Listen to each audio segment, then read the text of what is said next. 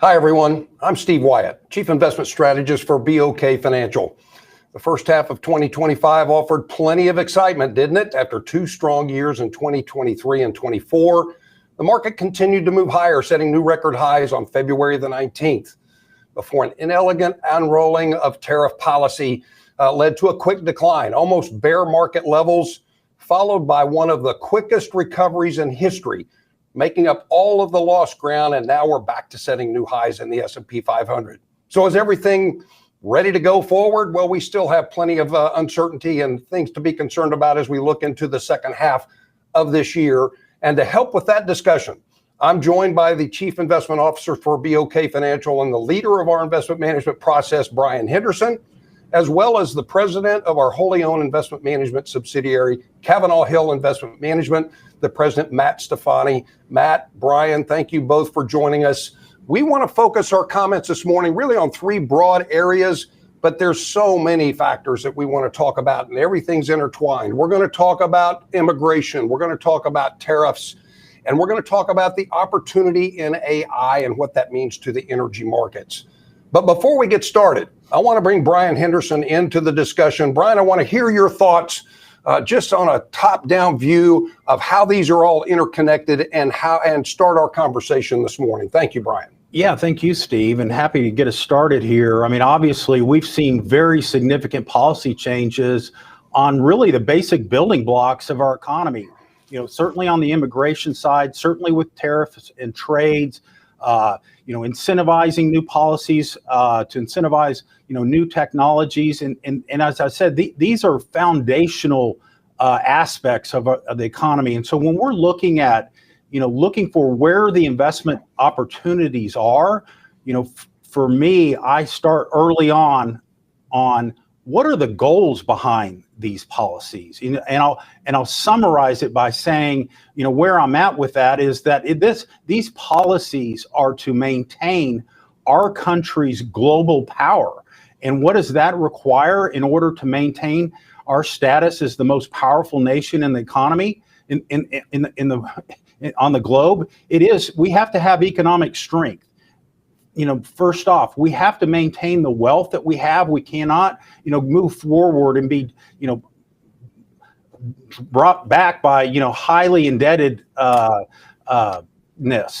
The other part is that we need to have strong military. So some of these policy changes are to strengthen the military.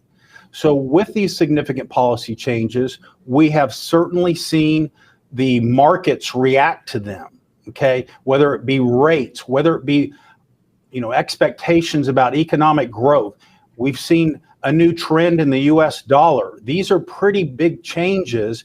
And when thinking about the policies and the goals behind them, we're determining, which ones will be persistent. Where are these new trends that we should be investing in to take advantage of? And what are new policies that have not been announced yet or that create new opportunities for us in making money for our clients? Thank you, Brian. Obviously, this is there's a lot of complexity here and a lot of moving parts. I do want to say at the start, though, that I want our listeners to be assured that we approach all of this from an apolitical standpoint. We're really thinking about this, as Brian mentioned, from economic growth, how we manage risk, how we pursue returns, and as we attempt to help our clients achieve their long-term financial goals and objectives. Also, before we get started, be sure as we're talking, if you have questions, drop those in the Q&A part of the webinar. We'll do our best to get to your questions as we get to the end of our discussion. To kick things off, let's just dive right into a topic that I know gets mired in political rhetoric really quickly, and that's on immigration. Again, thinking about how we view immigration, there are structural and cyclical impacts to what's happening from an immigration policy. But at the base of it, we have a chart that I want our team to pull up that kind of shows why immigration is important to us from an economic standpoint going forward. What you're seeing on your screen is a chart that shows the number of people in our country that are turning 65 and older, and the number of people coming into our population at 0 to 17. You see those lines cross. We're an aging demographic. What this means is that our organic population growth on its current trend is going to go negative at some point over the next decade or so. And why is that important? When we think about economic growth, there's two primary ways for us to grow our economy. Grow your labor force or improve productivity. Now, Matt's going to talk later, lead a conversation about the potential of being on the cusp of a generational improvement in productivity with AI. But the bigger and more structural part of economic growth is based upon the growth of your labor force. A smaller labor force just means that the economy has less economic growth potential going forward. And why is growth so vitally important? Let's start with 36 trillion reasons why that's important. And it's not just 36 trillion. As part of the OBBA, we expanded the debt ceiling by another 5 trillion. I'm going to go out on a limb right now and say that means we're going to spend an additional $5 trillion and we're going to add to our debt by $5 trillion at some point over the next, it's just a question of how long it's going to take us to get there. So growth is really important. What's the cyclical? We know the structural aspect of this is if you're shrinking your labor force, that has an impact. The cyclical impact, as we're thinking about it now, is that over the last 5 to 8 years, the primary point of growth in our labor force has been non-native born population. And so if we drill down into the different sectors of the economy where we see that immigration that has been most impactful in growing the labor force, the CBO estimates that there's something like the Department of Labor, about 4.6%, somewhere around 5% of the entire labor force is undocumented immigrants. But when you get into sectors like leisure and hospitality, think hotels and restaurants, agriculture, and the biggest is construction, where almost 14% of the labor force is estimated to be undocumented immigrants. If we get to an immigration policy that's overly aggressive, and by the way, I think we can all agree we do not need other countries' criminals in our society. We have enough of that already. But we have a material part of our labor force that is made up of these undocumented immigrants, particularly, as I mentioned, leisure, hospitality, agriculture, and construction, to the point that if we become overly aggressive with that immigration policy, these are sectors that will have trouble operating. How will we see that as consumers? You may see hotels that can't operate at full capacity because they don't have staff. Restaurants, we could remember back coming out of the pandemic where we would walk in restaurants and they'd have empty tables, but they couldn't seat people because they didn't have staff. We could see that return. In agriculture, we could have crops that are not able to be fully harvested. That may actually lead to somewhat higher prices from a food standpoint. And if we're talking about construction, man, it's already hard enough to get construction projects done on time. But if we're thinking about lengthening projects or even having to put projects off, that's where we'll see it. Here's the other big issue. Unemployment at its most recent reading was 4.1%. There's not a lot of slack in the labor market as it stands. If we would see the labor market decline, that could lead to higher wage pressure and the implications involved in that. So this is a cyclical issue that we need to consider. It's a structural issue that we need to consider. And we also need to think about this as not just a U.S. issue. Japan, Europe, South Korea, China also having very significant demographic issues. Labor is going to be a global issue. Now, here's the great part. The U.S. has the economic system that's proven to be the most successful over the past 2 centuries. We have the ability to take this immigration and turn it into productive capacity. That's really been the magic of our economy over the past decades. And we want to see that opportunity continue. So that's kind of the base look at it. Matt, I know that as you're talking to companies, immigration and their labor force is still something they're dealing with. What perspective can you bring to the issue? Sure. And Steve, I would tell you, just like at COVID, where we have a dearth of skilled labor, I think that's the biggest challenge right now. If you look for electricians, welders, plumbers, that's where you have a shortage. And that's where immigration in the past has filled the gap. So as you look at risks to economic growth, at the beginning of the year, I would have said there were 3, right? What happens with trade, what happens with taxes, and what happens with immigration. we've resolved the tax issue with the big, beautiful bill. In other words, now there is certainty as to what the tax situation looks like this year and next. We had the April 2nd Liberation Day on tariffs, which didn't go so well. In fact, we had a 20% pullback in the market, and we'll talk more about that when we talk about tariffs. But this big overhang in the economy right now, in my opinion, is immigration. It is key that we get this policy right going forward because, like you said, we don't have the labor pool to continue the growth that we've seen in the past without bringing in immigration. So we want to find people who want to come to this country and participate in the economic system that we've created.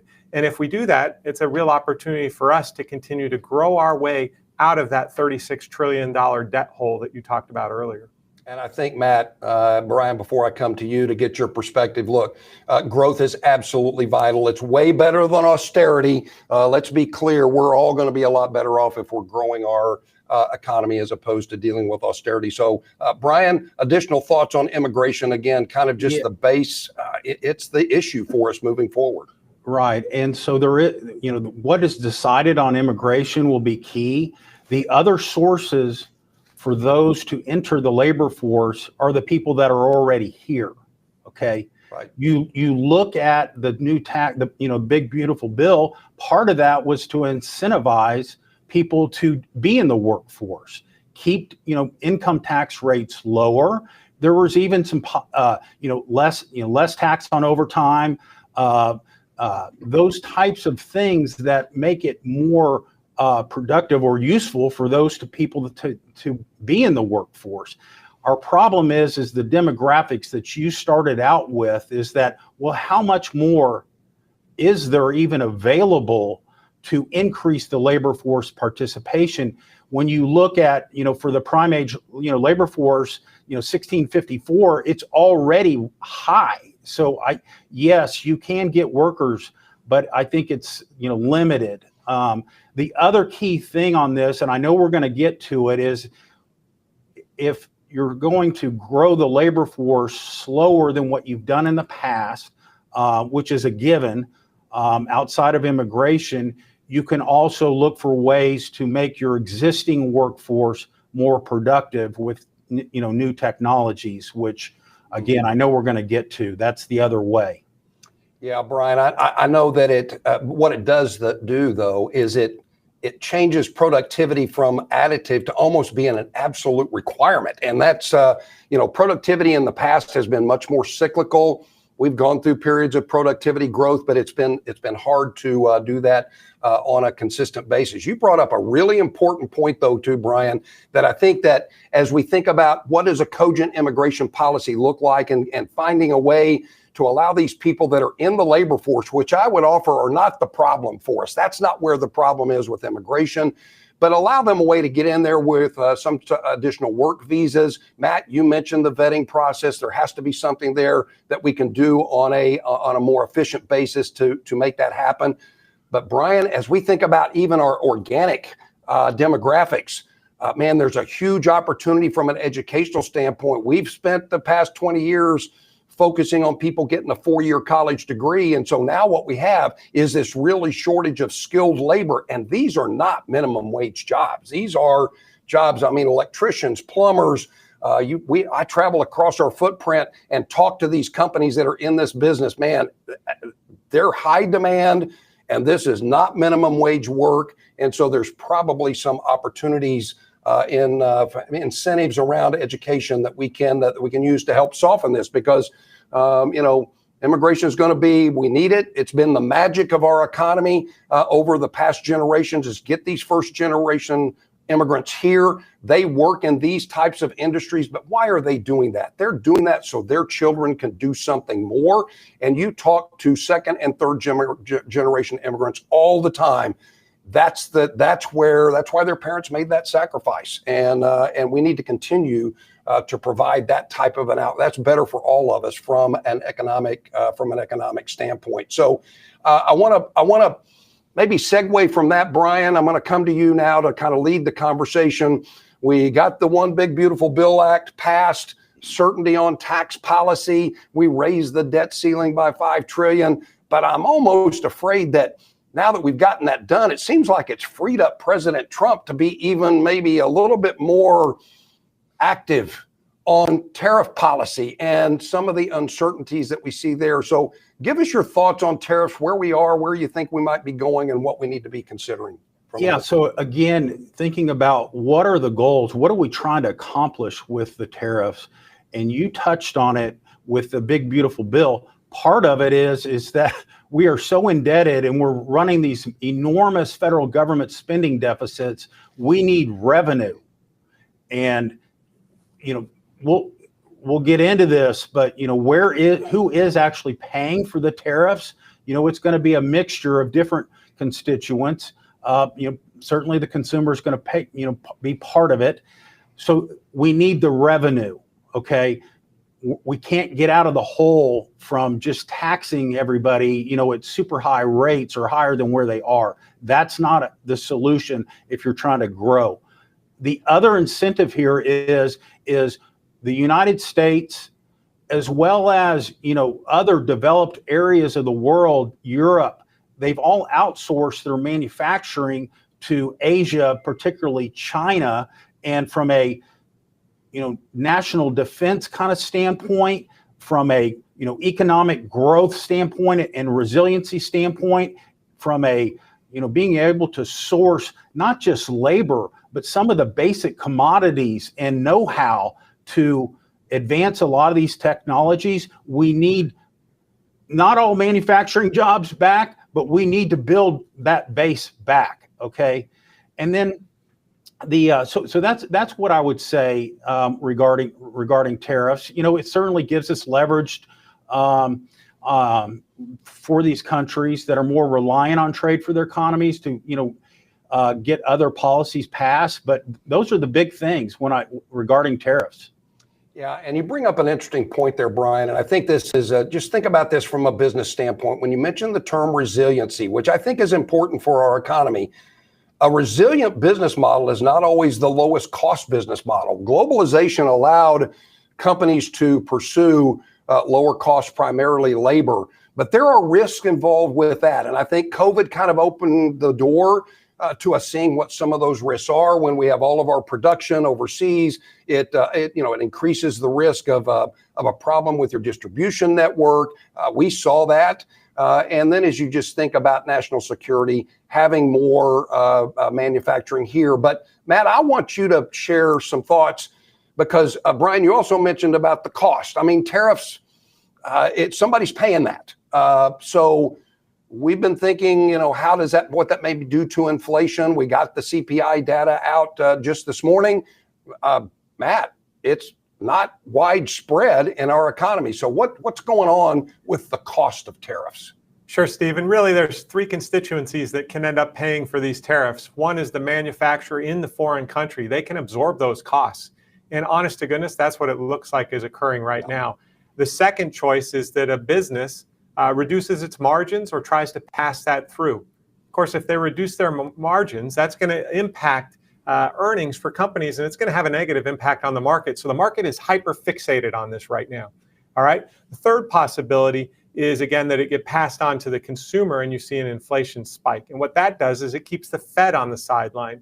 So what I would tell you is that if the beginning of the year we were looking at what happens with taxes, tariffs, and immigration, taxes was resolved, tariffs were right in the middle of it. And so what's taking place is that as you get different news flow, the market's reacting to it. Again, Liberation Day, April 2nd, I mean, the tariffs were much higher than any of us expected. And what you saw was an immediate drop in the market to the point where from the February high, we were down 20% point to point. However, then as those tariffs were pulled back, the market relaxed and started rallying. What's been interesting is some of those tariffs have been in place for the last month or two, and you're not seeing it in the inflation data. So what that tells me is that in large part, it may be these other countries and companies in those other countries that are absorbing most of the tariff costs. But make no mistake, there is a cost to tariffs. We import about $3 trillion worth of goods. If we have a 10% tariff, that's about a $300 billion tax on consumers that has to be paid by someone. whether it's the exporting nation, or reduced margins for the company selling the product, or inflation to the consumer. It's got to be paid one way. You know, it just brings up the point. Yeah, go ahead, Matt. I'm sorry. Sorry, let me make one more point, and that is economically, what could it do? So think about our consumer spending. 2/3 of our consumer spending is on services, 1/3 is on goods. Goods are what's being tariffed. So what happens if the consumer says, hey, I'm going to spend a little less on goods and I'm going to spend a little bit more of my money on services? Okay, now think about that all the way through. What could happen to the economy?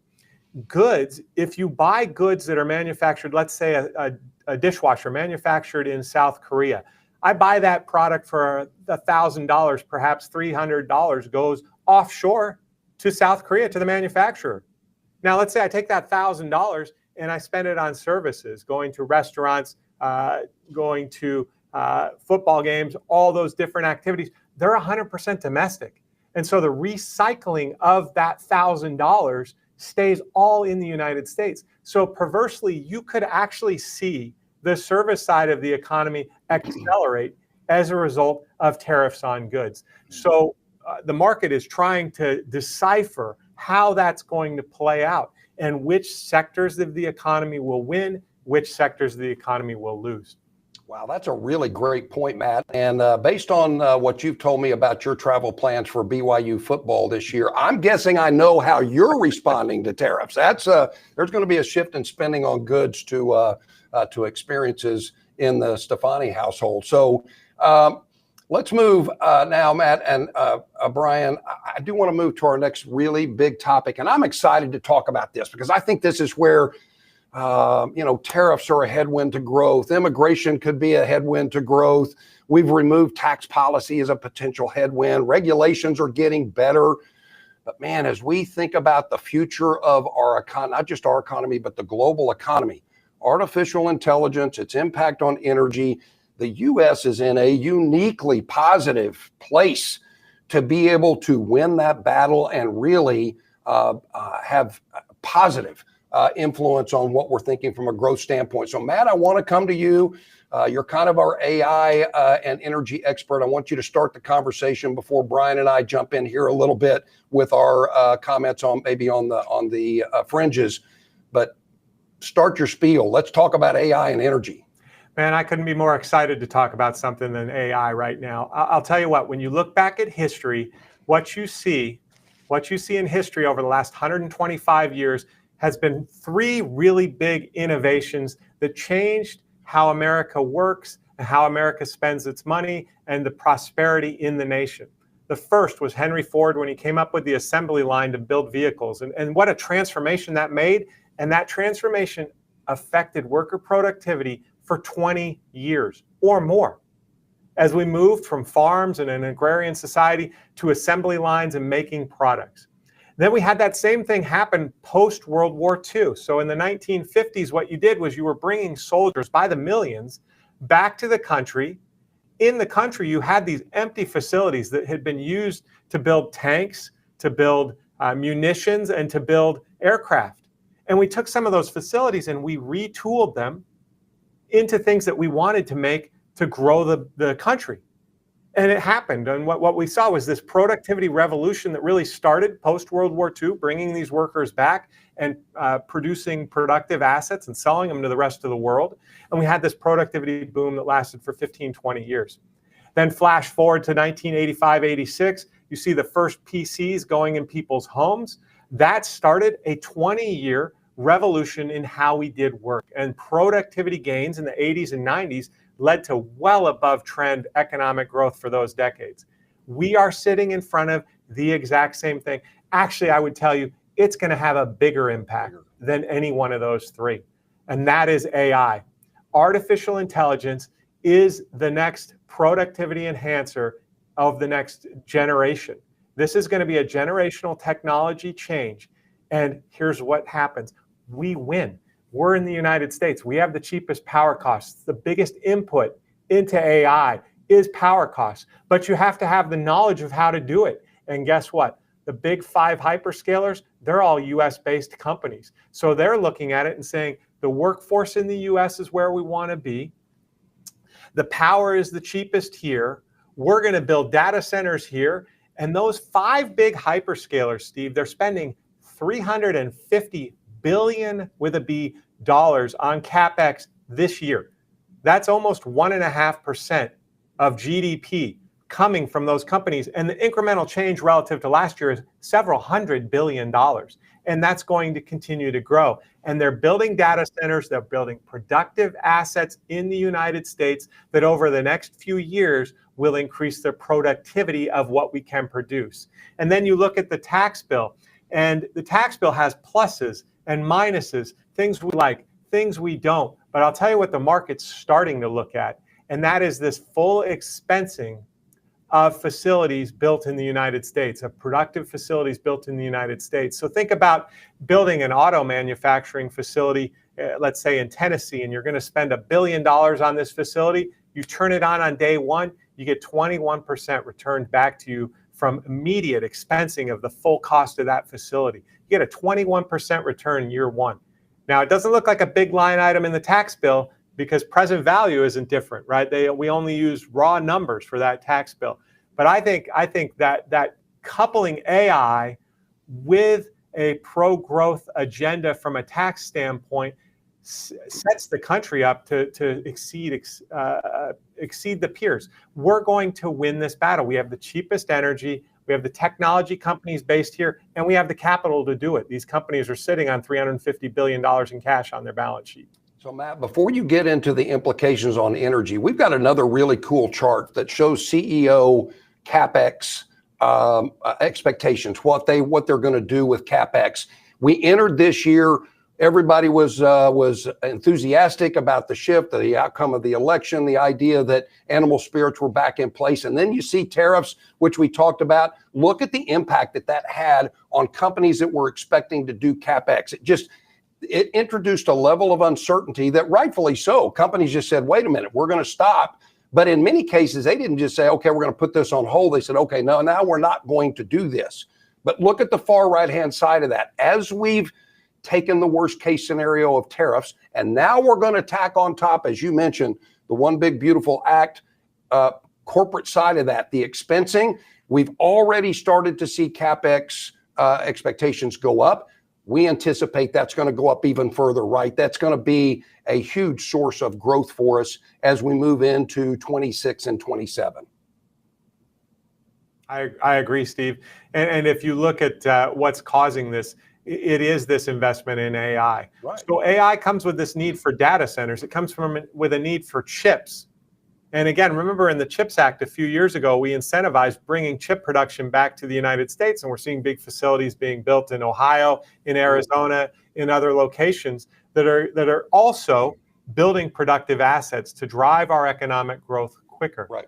But when you look at that, think of all the other things that come with the development of AI. For example, we have a chart that shows the energy demand from AI. Yeah, before we get to that, real quick, I know here it comes. Okay, we're going to get a teaser on this, but I want to come to Brian, but I still want to stay with AI just for a moment here, Brian, and thinking about how are we using AI? As we think about this new technology and what it may mean, I'm not asking for specifics on, we're not trying to give away any of our trade secrets per se, but AI is here. It's going to be something that's going to be more important for us from a tool standpoint. Yeah, overall, economic wise, we've seen somewhat limited use of AI based on the data that we've received. But when you think about AI and what it's capable of doing and the need for it to improve productivity, that also comes with angst. For those that are in the workforce, am I going to lose my job? Just like, and we've already talked about, going forward, we're worried about having shortages of workers. Is it going to replace some work tasks? Yes. Could it replace some jobs? Yes. But just from other previous technologies that have been developed that have helped us grow the economy from a productivity standpoint, it also creates new jobs. Okay. Yeah. It also, again, makes us more productive, and that's that is going through many of the service-based industries of our economy, including investment management. Yes, it helps us, digest, large volumes of data and reports to give us a head start. Yeah, that's great. And look, I think we're still, candidly, it's still evolving. We don't know the full uses of it. Okay, Matt, I'm going to come back to you. I want to pull that chart back up because our ability to deliver, as you talked about, the low cost, reliable energy, that's a key advantage for us, competitive advantage. Talk to us about what we should expect going forward on energy. Sure, Steve. And what we find out is that energy is the biggest factor in success for AI beyond knowing how to do the technology. And so what I mean by that is AI extremely energy intensive. So for example, take a typical Google search. And now the world does 13.7 billion Google searches a day. Each search uses about 1/3 of a watt. Now AI may use 3 watts per search if you use ChatGPT. So the step up in energy is something we haven't seen for a long time. In fact, energy demand in the United States has been flat for the last 15 years. But what's going to happen is we're going to see significant demand increases from AI. And what do I mean by significant? It is estimated by 2030, we need an additional installed base of 50 to 80 gigawatts of power. Now, to put that in context, Steve, a gigawatt of power is enough power to satisfy about 1 million homes demand. So we need the power equivalent of 50 to 80 million homes demand built over the next 5 years. And so what are we going to build to meet that? Frankly, solar and wind don't work well in this environment because the demand side is 24/7. And solar and wind produce electricity when the sun's out, when the daylight's out, predominantly. Now, you could add batteries to solar and wind, but what you'd end up with is exceptionally high energy costs. And the advantage that the United States has as we approach this AI revolution is we're among the lowest cost energy countries in the world. We're a net exporter of natural gas. Anyone buying gas from us is paying more for their electricity than we are. We have this big advantage. And so what I think you'll see over the next 5 years is significant investment in natural gas facilities to produce power, coupled with a renaissance of nuclear power. We have 94 nuclear reactors in the United States. They produce about 90 gigawatts of power a day. They're about, call it 18% of our grid's power. And we're going to build another few hundred nuclear power plants in the next 20 years. And I think what you'll see over the next few months and weeks and quarters and years is announcements, construction. The first few will come in expensive, but we'll get good at it. And it'll take us some time, but that's where we're headed. It's a boon for natural gas and it's a boon for nuclear power. Man, that sounds really exciting. Now, I want to point out, that doesn't mean we're not thinking that we're going to continue to increase the use of renewables and as we go forward. It's just a question of we need more than what we can do with just those, right? So fossil fuels are going to be part of the process going forward. Nuclear, a key aspect of that as well. So I get excited about that, Matt, but man, I think about the amount of construction and investment that it's going to take to modernize the existing grid structure, expand it, think about new ways of generation, transmission, storage.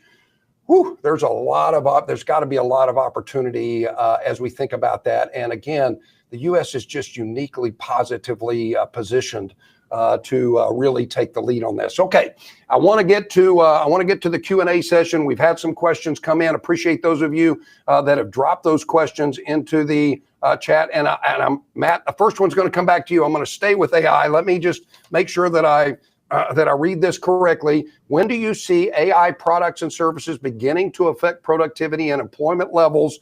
And will these tools have a meaningful impact on inflation and derivatively interest rates over the next few years? And Brian, I'm sure you have some thoughts on that as too, but Matt, let's start with you.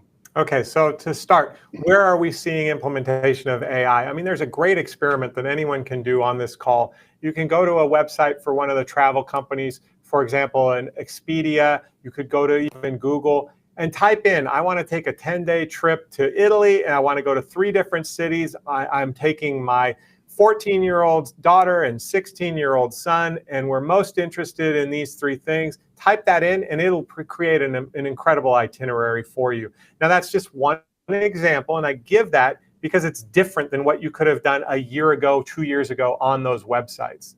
And the way I see the productivity coming from AI is not that you're going to see this big step change, but what you'll see is 5 years from now, you'll look back and say, wow, look at all the things we no longer do. That's what happened with the internet. So think about, go back to the travel example. In 1985, 86, 87, if you wanted to travel, if you wanted to take a flight, you had to go to a ticket counter, usually at the airport, or you could go to a travel agent, and they would print you out a ticket. Now that ticket would come out as like this. That was money. If I couldn't go, I could give it to Brian, and Brian could take the trip for me. And you had thousands, tens of thousands of people in the US whose job was to print out those tickets and to manage that ticket inventory. Those jobs, none of them exist, because over the next 20 years, they all shifted onto the internet. And you're going to see that in segments of the US economy. As far as what happens with interest rates, it depends. I believe that AI is going to drive the potential growth rate of the United States higher, at which point higher interest rates are more likely than lower. So you may not see rates come down like we're accustomed to, particularly since the 2008 Great Recession. But that doesn't mean that interest rates become the gating factor on the economy. What it means is you've got an economy that's so robust in growth that it can afford those interest rates.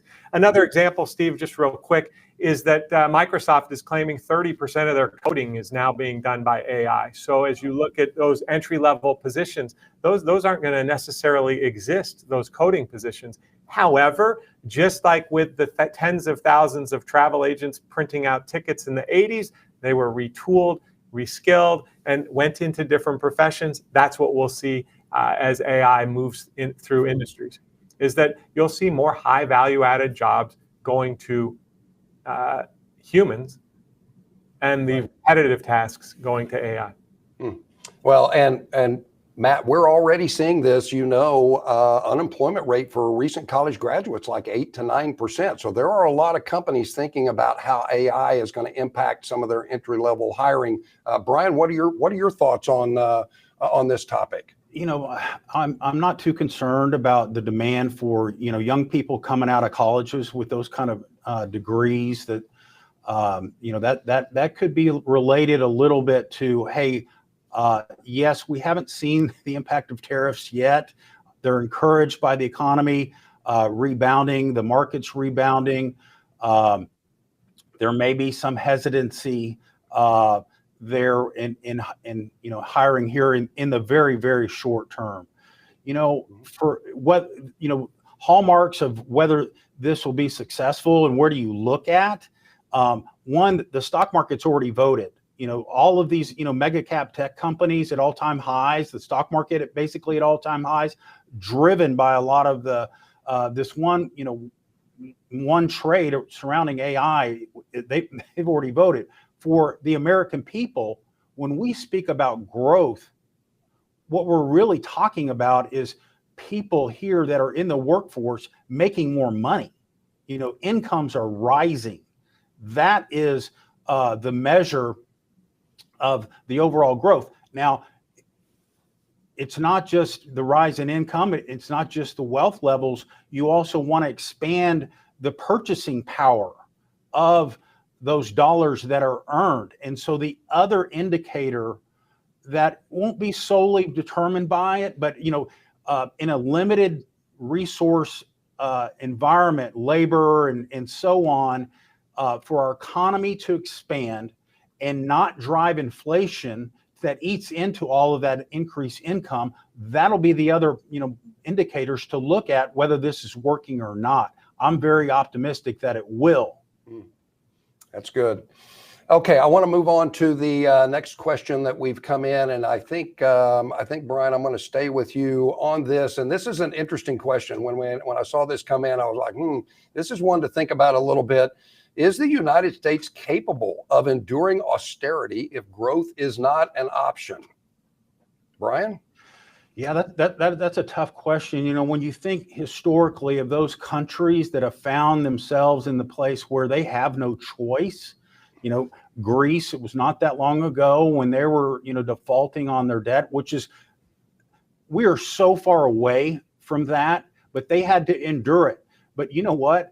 On a positive note, when you look at the countries over there in that are part of the euro, it's the Greece economy that's been one of the strongest coming out of it. Okay, so can the U.S. endure it? One, I don't think we need to do it right away. Yes, there was this big uproar with all of the initiatives behind, you know, Doge, but the fact of the matter is that, you know, federal spending during COVID just jumped up, you know, a huge percentage. It just got out of hand. We have to do it smart, okay? We can't, you know, self-inflict wounds and, you know, destroy relationships with trading partners. When you look at the overall federal deficit, a big part of it is, you know, half of the 6.5% is interest payments, okay? Interest costs are high. I am optimistic that, you know, we're on a downward track, you know, that will help bring inflation down some more, that'll drag interest rates down a little bit, maybe even the Fed being able to cut interest rates. That would help quite a bit. They don't need to do it anytime soon. The labor market's tight, the economy is moving along, and inflation yet isn't at their target, okay? When you look at the other components that's driving that large fiscal deficits, when you get to entitlements, you know, that, unless we were absolutely forced to, and we're very far from that would be not impossible, but it would have to be forced, and I think, in order to do that. You know, I think the federal government can adopt some of these technologies to also be more efficient, where allows them to do as much or more without spending as much money. Those are all types of, you know, opportunities for us. Yeah, thank you, Brian. I mean, look, I think the important part of what you said is we're nowhere close to a crisis here. We're going to see a surge in Treasury issuance now that the Tax Act has been passed and the debt ceiling has been raised. But if you look at the demand for our Treasury debt, it remains robust. There's no reason to think that we're anywhere close to not being able to fund our deficit. But I think we can all agree, as you stated, boy, it would sure feel better if we got on a little bit better fiscal path.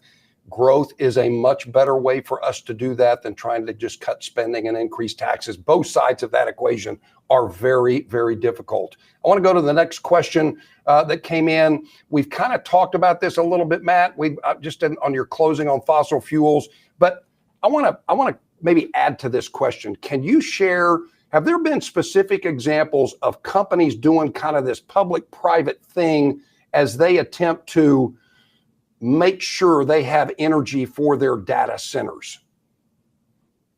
Steve, I think that's every data center that's being proposed has to come with its energy solution, frankly. So I think you're less likely to see the data centers built without an energy solution than you are with one. And so what that takes is an agreement with state regulators, with the cities and municipalities that you're working with to build these as well. But the bigger question is, like, how are we going to power these things?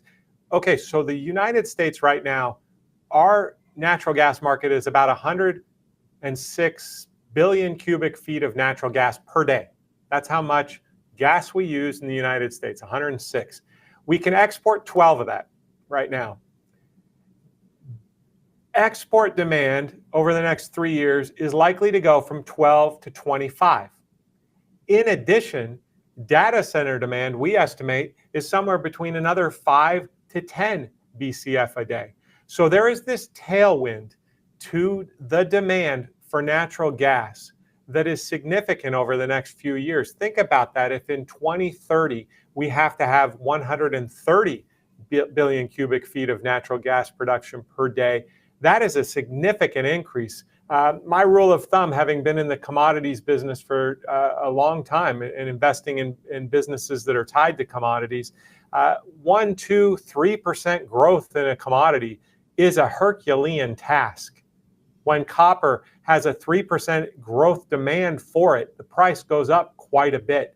When oil has a 3% demand growth in a year for it, you're going to see a $10, $20 move in the price of oil over the course of that year. And you're looking at those types of numbers for natural gas for the next 5 years. You're looking at 4, 5, 6% growth in those areas. So I think there's real opportunity in the natural gas market. Brian, would you have anything to add to what Matt discussed? I think if you see the Department of Defense making investments in partnership with metals companies, the trying to incentivize production of steel, aluminum type mines, all of the power infrastructure that Matt is talking about that is needed, it goes beyond the demand for labor. Those have not been the place for investments over the last previous 15 years. Okay, for various reasons. Commodities themselves, whether it's energy or precious metals. There's some interesting thing too on the whole rare earths. With what the government is doing. But where I'm going with this is it's not what happens in the past as far as investment opportunities. It's what's going forward. And a lot of these policies that are new, they are pivoting the economy to some extent, and it's opening up new opportunities in things like commodities of all types. Yeah, I think you're right. It's just, excuse me, it's opening up new opportunities that we haven't had for a long time. We're thinking about the global economy differently, and I think that actually is a good segue into the next question that we had come in. And I'll start with the comments on this one, where it's, does the volatility of the on-again, off-again tariffs make foreign investments more attractive? And I kind of know where some of this is coming from. We've seen it, look, for the last 15, really until this year, the previous 15 years, as we came out of the financial crisis, the outperformance of the U.S. economy and the capital markets, just looking at the S&P versus international markets, was dramatic. I mean, I think that it's a testament to the vibrancy of our economy. All these things that Matt and Brian have talked about, if you just look at the leading companies in the world, they're here.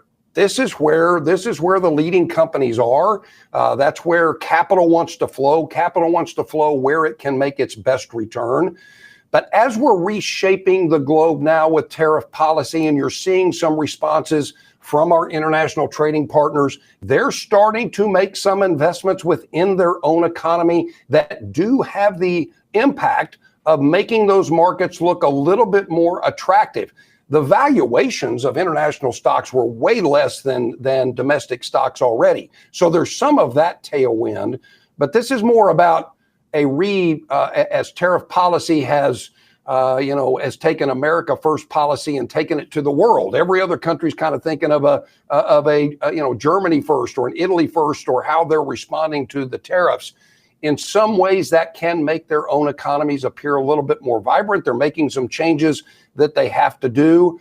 Longer term, man, it's hard to say there's any economy that provides more opportunity than the United States as we move forward. So it's hard for me to say that we're going to ignore if we look at a global equity index, it's still something like 35 to 38% global stocks. It's hard to say you're going to completely ignore that, but we have seen a welcome outperformance. And so our diversified portfolios have outperformed the S&P 500 on an all equity basis. So glad to see that. This is still a topic that we'll be talking about from an asset allocation committee standpoint going forward. But Matt, what would you add as you think about investing in global companies versus domestic on your side? So Brian and Steve, you guys both have mentioned over the course of the call that foreign equities were inexpensive relative to U.S. equities at the beginning of the year. And we acknowledged that, and we saw a move in these international indexes. But Steve, if growth is what drives earnings over time, Let's think about that. If you look at the 50 largest listed companies in Europe, the 50 largest listed companies in Europe, only one of those 50 companies was founded in the last 30 years. They're all old companies. Look at what's been founded in the United States in the last 30 years. Uber, Airbnb, Google, Amazon, Meta, SpaceX, and then the list goes on and on, OpenAI. And so the fact is, innovation happens here. Now, we're seeing investment in AI. We're seeing investment in low-cost energy production in the Middle East. I'm curious to see how that plays out, because I think that if you bring cheap power and capital, all you need is the technology brought there, and you could see some progress made in countries in the Middle East. And you'll see Europe make investments as well. But we'll watch and wait and see what happens there. But frankly, the U.S. is something special. We've created all this innovation, and I'm not saying that we need to look at it only from a U.S. investor standpoint. However, there is something special here, and you can see it just based on the companies that have been founded and built over the last 30 years in the United States. Brian, what would you add there? Well, we profess, diversification with all of our, long-term managed portfolios. And I'll tell you that, behind the scenes, the international investments weren't keeping up with what was going on with the S&P. But I'll tell you, I've been very thankful that we stuck to our philosophy that even those, asset classes or sub-asset classes that are, underperforming or not doing as well, those are ones that you should look at. And I'm very thankful that we had those international investments in our portfolios, because they've been the by far best performers this year. Yeah, I think on some level, diversification means always having to say you're sorry, because you're going to own something that's underperforming, whatever is the best performing. But the idea is we approach this from a risk management first. This is about, we diversify to reduce risk, not necessarily to increase returns, even though at times that diversification can help drive additional returns. We're right up against our time. I want to be sensitive to everybody's time. I know we did not get to everybody's questions. We'll endeavor to reach out and answer those questions for you. Love the engagement from the audience. Thank you so much for joining us, giving us an opportunity to share our thoughts. I know there's going to be more for us to talk about as we move forward, but I want to end the call on an optimistic basis. We're way more optimistic than pessimistic. The economy's never perfect. There's always things that you can point to where we have areas of struggle. We didn't talk about housing today. That's a market that we continue to watch, and we've talked about it on previous calls. It's a multifaceted issue, and we've got a lot of work to do there in the housing market. But we're way more optimistic than pessimistic. It's really important that we think about staying with our plan, stay with that diversification. I would say if you got a plan, stick with it. If you don't, let's make a plan. Let's get an idea of what we're trying to accomplish as we move forward. We're going to look forward to having another opportunity. I hope you're following us on LinkedIn. You're getting our information that we put out on a regular basis. Brian and Matt, I want to thank you for your time today, your expertise. Really great discussion on a number of really important topics. I hope everyone has a great day and that you found value in the time that we spent together, and we look forward to visiting with you again soon. Thank you. Thank you.